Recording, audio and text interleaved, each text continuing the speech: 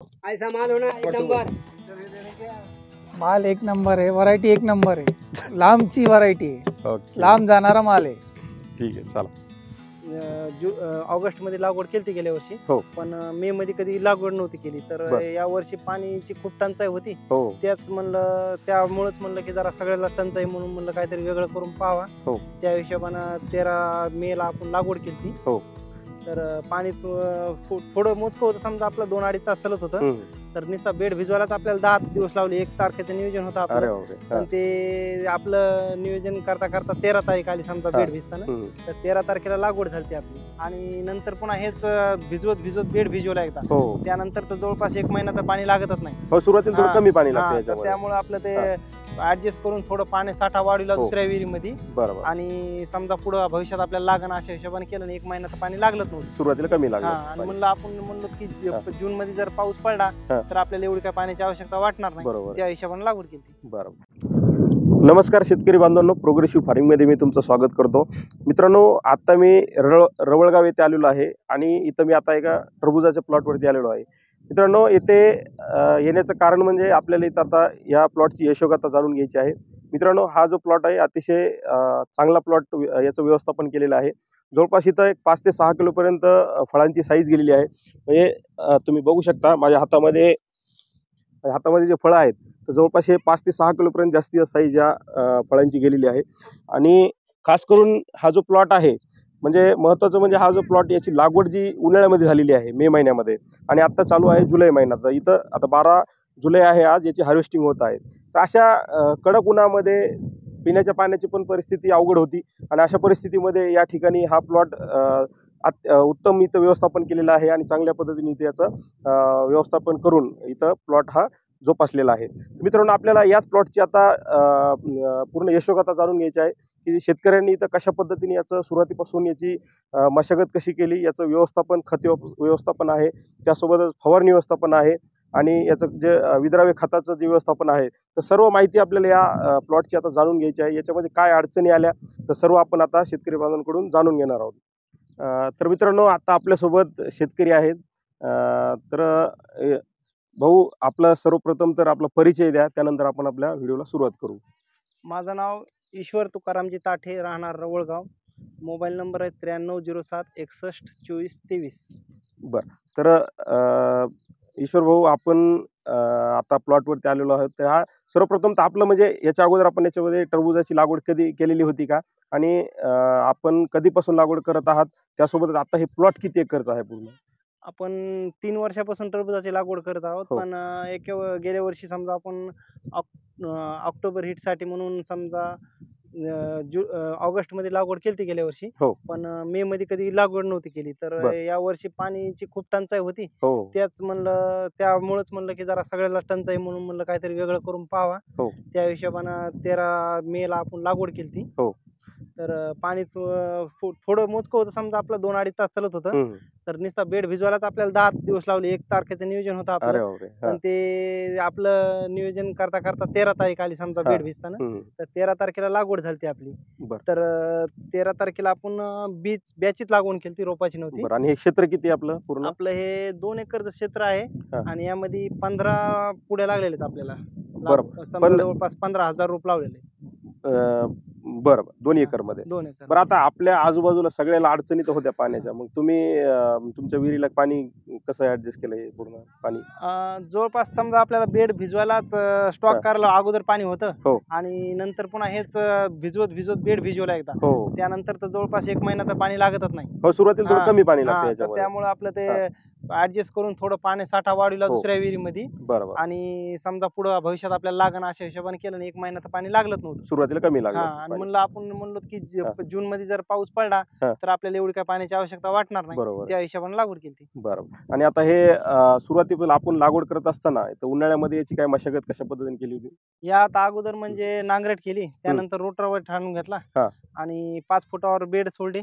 बर. शेणखत वगैरे रास्त आपलं बेसल डोस हे टाकून मग मल्चिंग आतरून घेतली. बरोबर. म्हणजे 5 फुटावर आपली बेड आहे. 5 2 रोपाचं अंतर किती आहे आपल्या 1 ते 1.25 फूट समजा आपलं अंतर आहे. सरासरी 1 फूट आहे. 5 ते आपण 1 ते 1.25 फुटाचं अंतर आहे समजा. जवळपास. तर मित्रांनो, 5 फुटाचे बेड इथं मारलेले आहेत. त्याच्यासोबत 2 रोपाचं जे अंतर आहे ते 1 ते 1 फूट ते 1.25 फुटाच्या दरम्यान आहे सरासरी.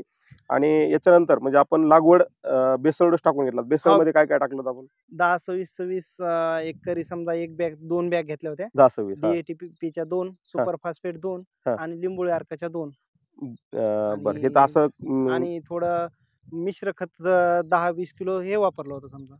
बरं. तर मित्रांनो अशा पद्धतीने याला बेसल डोस टाकलेला आहे. तर याच्यानंतर आपण बेसल डोस टाकल्यानंतर याला मल्चिंग अंतरून घेतली. हा. त्यानंतर आपण लागवड केली याच्यावर.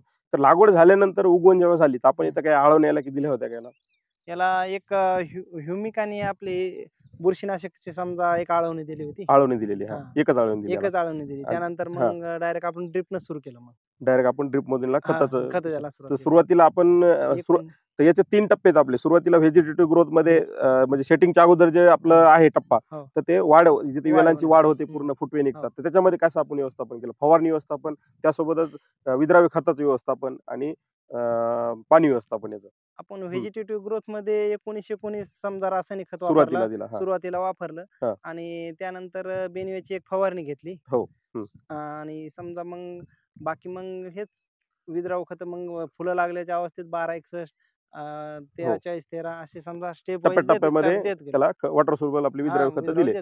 तर हे झालं सुरुवातीचं नियोजन. मग आपण इथं सेटिंग आपली कोणत्या महिन्याच्या दरम्यान झाली किंवा किती दिवसाला सेटिंग झाली तिथून पुढे? जवळपास एक समजा आपले सेटिंग 10 जून ते 15 जून मध्ये समजा आपली सेटिंग झाली फळाची. म्हणजे आपण लागवड झालेली आहे 13 मेला. 13 मेला त्याच्यानंतर 10 ते 15 दरम्यान म्हणजे जवळपास 1 महिन्याच्या कालावधीमध्ये पुन्हा सेटिंग चालू झाली. सेटिंग झाली. बरं, म्हणजे लवकरच सुरू झाली. कारण उन्हाळा असल्यामुळे टेम्परेचर जास्त असल्यामुळे हम्म. सेटिंग लवकर चालू झाली.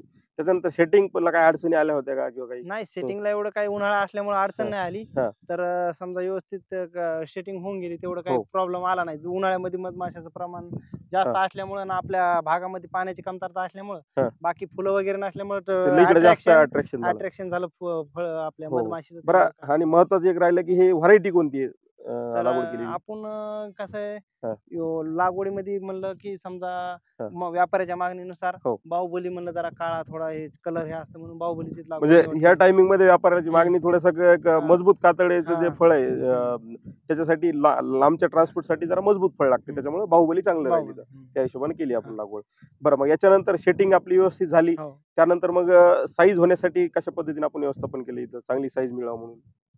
चांगली साईज मिळावं म्हणून आपण तसं तर बेसल डोसच तेवढा प्रॉपर केला होता. म्हणजे शेणखत हे सगळं बेसल डोस त्या आपल्याला अनुभव होता की समजा त्याच्यावर आपण हे करू शकतो. आणि त्यानंतर मग वॉटर सोल्युबल आपले 13-40-13 ह्या खत ग्रेड नुसार आपले चालूच होते. हो, म्हणजे विद्राव्य खत आपले जे लागतात रेग्युलर मध्ये स्टेप बाय स्टेप हे विद्राव्य खताचा वापर चालू होता.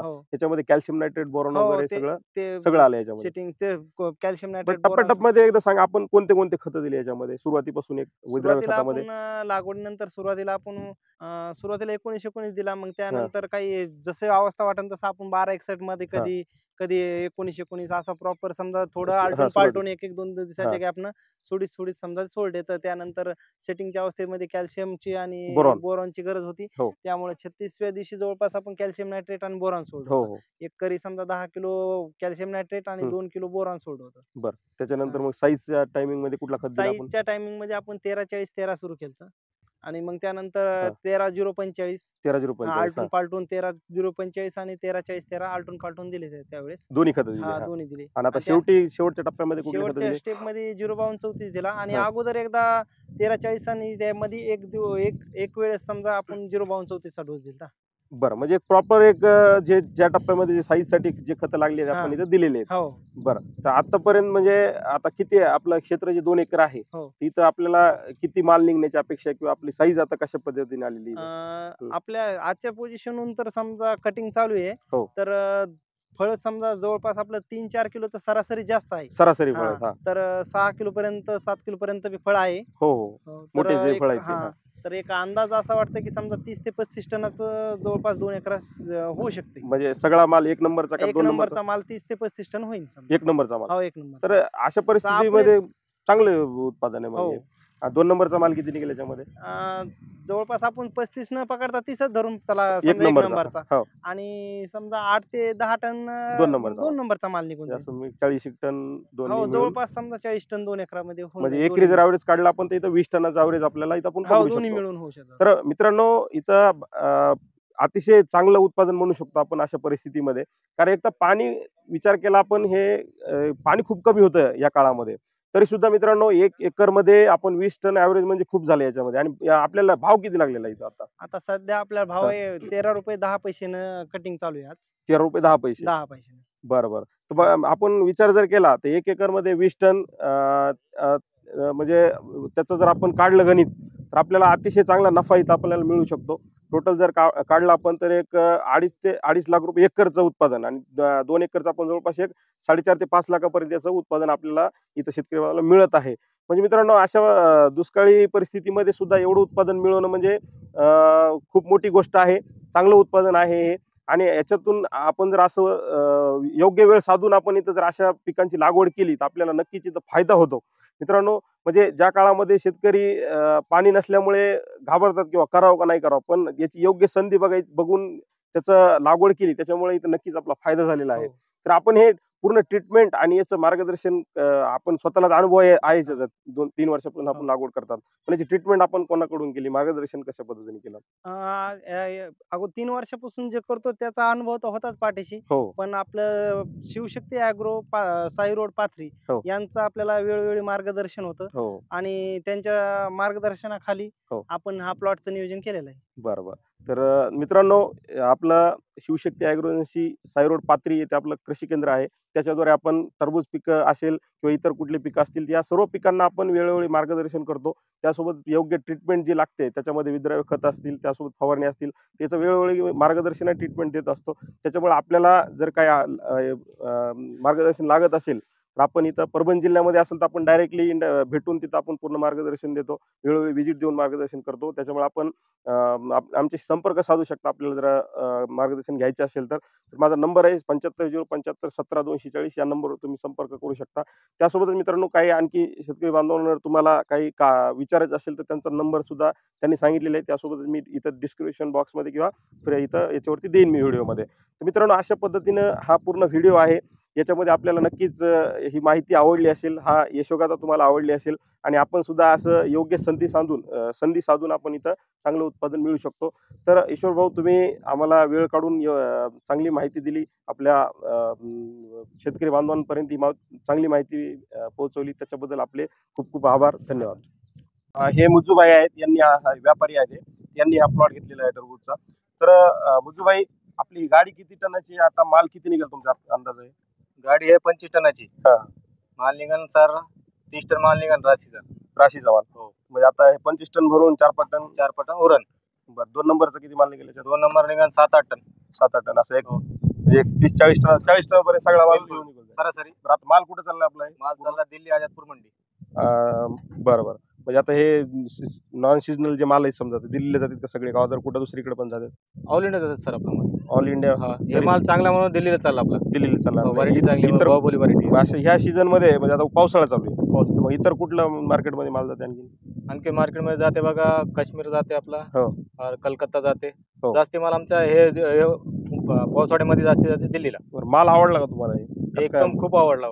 बरं बरं. खूप एकदम खूप आवडला. हा. व्हरायटी लई भारी आहे और साईज बी लई चांगले केले. माल कुठला घेतो तुम्ही? आपला एरिया आता हे परभणी जिल्ह्यात पूर्ण माल घेता का तुम्ही पूर्ण, का बाहेर पण घेता? नाही, समजा महाराष्ट्रामध्ये माल घेतो आपण. बरं, तर एकदा आपला नंबर सांगा, म्हणजे ज्याला तुम्हाला माल द्यायचा आहे ते तुमच्यासोबत संपर्क करतील. नंबर सांगा आपला. 9588 हा. 62 59 57. मुजाहिद बागवान पाथरी, हा. जिल्हा परभणी. बरं. तर मित्रांनो, हे मुज्जूभाई यांचा नंबर आहे. जर तुम्हाला प्लॉट द्यायचा असेल तर तुम्ही संपर्क करू शकता. हे बघा सर. ठीक आहे. मित्रांनो, असे फळ आहेत पूर्ण, आणि व्हरायटी बाहुबली असल्यामुळे एकदम कडकमध्ये याचं कातडी येते, त्याच्यामुळं लांब जाणारा माल सुद्धा खराब होत नाही, त्याच्यामुळं म्हणजे लॉंगच्या डिस्टन्सच्या ट्रान्सपोर्टसाठी सुद्धा हे माल चालतो. अशा पद्धतीनं हा पूर्ण माल आहे.